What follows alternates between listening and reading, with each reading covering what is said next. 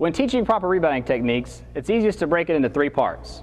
We emphasize the very first thing is to make contact.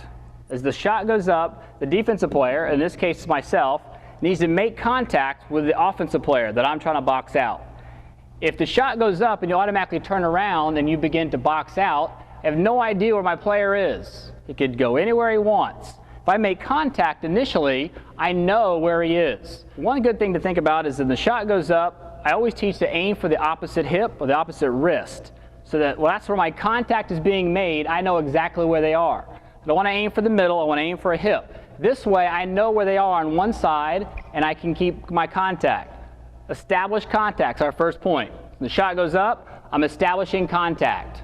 And I'm going to maintain contact. That's my second point.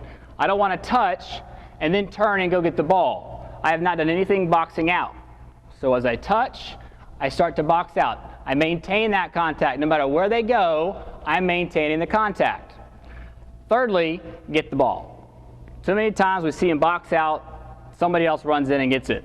One thing you have to remember, I am not allowed to push a player somewhere on the court.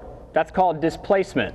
I'm allowed to direct, we're allowed to stay body to body and be bumped around, but at no point am I allowed to push them. So as we get close to the hoop, we see this a lot underneath for free throws. If I box a player out and I do this, that is a foul. So do not teach your players to push a player out of the way. I can maintain the contact and hold them off, and then I go get the ball. That's proper rebounding technique. An additional thought also is once you've established that contact, try to get your hands up. Get to maintain the contact, but if your hands are down here by your side, you're going to have a chance of having a ball come back at you and you not be able to get your hands up in time.